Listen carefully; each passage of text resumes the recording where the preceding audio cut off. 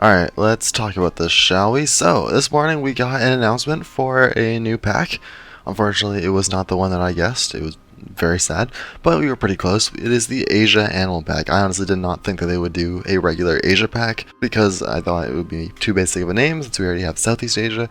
But then again, I guess South Asia would just be equally as confusing, so I guess it already makes sense, I guess, there. This honestly does look like a pretty good pack, and I usually make these videos, at least the recent commentary videos we've done on DLC announcements have been kind of, some things are good, some things are bad. With this one, fortunately, most of it is good, and there's only one kind of iffy part that's kind of bad, that I think it's actually kind of funny because everybody agrees, almost everybody agrees, at least on the forums here, that that thing that I think is bad, or the thing that a lot of people think is bad, almost everyone thinks it's bad. So this is like the most unifying agreement against something, which is interesting. But everything else in the pack is really good. So let's just go over this here. I'm on the forums. Again, I wasn't given early access or anything like that, so I don't have this information earlier because Frontier, I don't know, doesn't realize I exist or anything. So I guess we're left to do this 7 hours later than the actual announcement. So that's great. Anyway, in this pack we get, again, it's a regular 7 animals plus 100 scenery this time. But the 7 animals you get are the honey badger, liontail macaque, and the Bornean pygmy elephant, the 3 that we knew. Some people were guessing if it was the Indian elephant in the background, but again, I feel like at the end of the day I kind of knew that it would be eventually, unfortunately, a new elephant.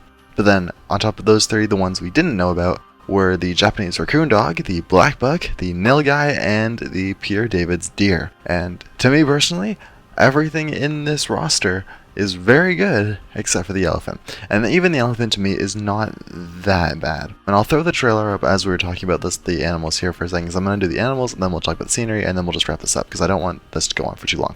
But first of all, the positives: honey badger. We've already known about it. Looks amazing. That is probably the best looking animal of the trailer, or of like the pictures we have so far.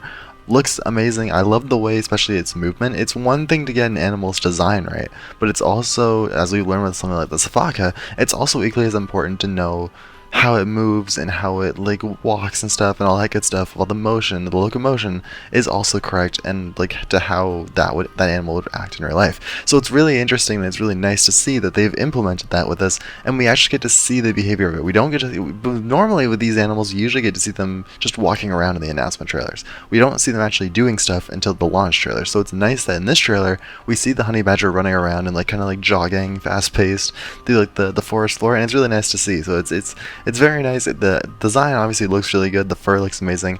I'm assuming this is based off some like either the badger or some other small mustelid that we have in the game so far. So no complaints there. It looks amazing. Not one that was really high on my wish list, but again, one that is pretty iconic in itself. Not the most iconic, but it's pretty iconic for where we are now. And it's just a very nice species to have in addition to like the African roster, but also India, and it's kind of mixed that both. Kind of like that Middle East kind of section there, which we don't really have a lot of representation for. Moving on, we have I'm going to keep going with the ones we already knew about. The liontail macaque, amazing. Love that we're getting another primate. We've been on a streak with primates. We got Saki, we got the Sifaka, and the Hamadryas baboon, the baboon before that. So this is our 4th primate in a row, which is very nice to see. But overall, it does look really good. The main highlight for me, seeing it in the trailer, is the mane, or like that big beard, that facial pattern, and the white looks really good. Very similar to how the Saki looked very good in that area. The fur on the body, I know I haven't seen anybody talk about this, but the fur on the body looks kind of weird to me. I haven't seen these guys in real life, and like in person in a zoo, so I can't really judge too much what their fur actually looks like. But it just looks kind of, I don't know, blurry or fuzzy to me. The facial stuff looks actually amazing, like the beard, but the actual body fluff looks just maybe a bit weird to me. I don't know if it's just me, but I'm hoping, I don't think it's going to be a big issue. I think it's going to be kind of sorted out once we get it. I think it'll be the same kind of issue as the baboon. It'll look kind of finicky and stuff in the announcement trailer, but when we see it in game, it'll look perfect as ever. Moving on from that, we have 3 ungulate species, all of which we didn't know about. We have the black buck, the nilgai, and the Pierre David's deer, or the Pierre David's deer, however you want to pronounce it. I'm assuming it's supposed to be Pierre because there's an accent. But anyway, these 3 are honestly kind of probably my favorite species of the pack. together though. I honestly really like that we got all three of them together, or at least more than one of them, because I feel like if we got only one of them, you can't really do much in terms of sections. Aside from these three species for Asia, we only have the Markhor, the Takin, a couple other buffalo species, but not a lot of actual like antelopes for Asia. We had the saiga, and that's really it, and that's very rare in captivity, so a lot of people kind of tend to not use it. With this, we have three species that maybe aren't the most common in zoos, especially the Pierre David's deer, but the black-buck and nilgai are very common in zoos, and the Pierre David's deer is a conservational legend as it's starting to make a return in the world from being an endangered, almost extinct species. So it's very nice to have that kind of story here with like the endangered value. So we have that endangered conservation value in here, as well as two species that are more common, and all three of them together could make for a really interesting section in Asia. Blackbuck is one that I was really disappointed we didn't get in Eurasia, and the nilgai was one I didn't really miss, I didn't really like actively want, but it is one that is a nice alternative as an Asian deer, and I think it's a pretty good addition as well. And then the Pierre David's deer, again, like I said, is amazing. I love it. Maybe it's not the most interesting visually, but its historical significance is very important. It's very interesting to me, at least. I know a lot of people might not agree on that, but to me, it just speaks to me that way. Anyway, and the final one we have before the elephant is the Japanese raccoon dog, which I am very thankful that we actually got this one. I was not expecting this because at first, when I read Asia Animal Pack, I didn't think that it would be including Japan. I know it's technically part of it, but that's kind of also a separate region. So it's very interesting, and it's very nice that we actually get representation for Japan. And I'm very glad they chose this guy over what I thought they would choose would be the fishing cat, which is kind of would be disappointing in my eyes because we've had the Pallas cat, and I think they knew that it would look very similar to it, or not very similar, but at least in a very similar kind of theme, because the Pallas cat is from the similar region, so they wanted to mix it up, which I'm very grateful that they did. We've had a lot of dogs recently, and I think before the Americas pack, there were only a couple that I was like, okay, fine, if we get these, then I will be satisfied. But anything other than that, you can take it back. And funny enough, two of those animals that I would make exceptions for are the bush dog, which we got last pack, and now the raccoon dog as well. So not only does it give Japan representation, which we haven't had in forever since like the red crown crane, but it also just adds a lot to canids, and it's also something unique. I don't really know how to build for it, and I can't even think of any ideas on how to build for it, perhaps. But it is a really unique one, and I really want to get into like see if I can build something cool for it and see if I kind of challenge myself there. And then finally in the roster we have the Bornean pygmy elephant, which is again another elephant. It doesn't personally bug me too much. I would have obviously preferred it to be something like a bird, like a golden pheasant or something along those lines.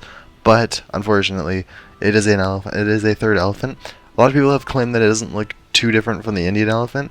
I can kind of see where they're coming from, but then again, the textures of the new elephant do look a lot better, in my opinion. Maybe not worthy of a new species, but it at least looks very updated. And I do kind of want to build for it in some way. Maybe because I want to build an elephant house, so I might save it for the African elephants. But this might convince me to switch that up and do an Asian elephant species habitat. Maybe. The big thing for me that is kind of putting me off about this is not the pack itself, but we are nowhere near, if you've been watching Oakwood Zoo, we are nowhere near really ready to doing like an Asia animal section, or an Europe animal section. That's why we haven't done a lot with like the Eurasia Animal Pack animals, or the Zookeeper ones where we got like the Pallas cat, the Markhor. So these are all ones that I would love to build for at some point, but at this time it's not really that great because we are almost done the South America section, so I want to finish that, but then I also want to start on this stuff, and I know that that's going to take a lot more time than I think it would. So I will probably end up doing one enclosure for these guys just to start us off when the pack releases, because I just want to get on like the initial like hype and stuff and like build for something and get with everybody else. But then after that, I will probably move back over to South America and just finish up a couple more things. I am planning to get another episode out this Saturday. I might not get to that. I'm gonna see how much time I'm given and how much things I can get done. I also want to finish a ranking video that is going out later this week. I can probably confirm that is going to come out because I'm pretty far along with like the editing process there. But I'm going to try and see how much I can do. I'm going to really try and finish up our South America section first, and then move on to Asia sections. Because after South America is done, I will release it to the workshop, and then we can immediately move forward to Asia, which I'm very excited for, because we have a lot of new species. Not only the ones in this pack, but also a few others from the other recent packs that we've missed building for. So that's going to be really interesting. We had 100 vibrant new scenery pieces. This is stuff that's not really... I don't know, and it's stuff that I really want to see, and I'm really interested in it when we actually see it, because in this, it's really annoying to like dissect it and see what's new and what's not. Featuring a wide range of Asian-inspired scenery, Espel allows you to blend natural beauty of Asia with its cultural charm. So you have flower lanterns, colorful benches, then bring it to life with vivid light boxes and intricate decorative panels. Yeah, so it's interesting that they don't bring up foliage in this. So there probably will be foliage in some sort in here, but for now you can see a bunch of different stuff. You can see these are really cool. The lanterns here in the thing, I believe those are new. Very nice. I don't know if I would really use them too often, but they are really pretty cool. I think these beams are also new, or they're just really weirdly patterned. Whoa! I know the leaves aren't new, or at least maybe they are, because the leaves I thought were from the game already, or like the signs that we have, but maybe not, because they're attached directly to the thing, so maybe those are also new. I'm just hoping that honestly that this isn't too heavy on like the flags and the cultural stuff. Again, I recognize that it is an Asia animal pack, so we have to have Asian scenery, but I also want a variety of scenery that is usable to the common player who just likes building like city zoos, like myself. We also have a campaign scenario with Dominic Myers back once again, determined to breathe new life into a long-forgotten zoo in South Korea. Dominic has formed an unlikely bond with a playful Japanese raccoon dog named Nugget, help them to re-establish the zoo and reconnect with the local community. And this, also, I completely forgot, but the Asian Animal Pack, this pack is coming to Steam on the 25th of June, so next week, on Tuesday, I think. No, Wednesday. What? That can't be right. I guess that is. Yeah, it is right.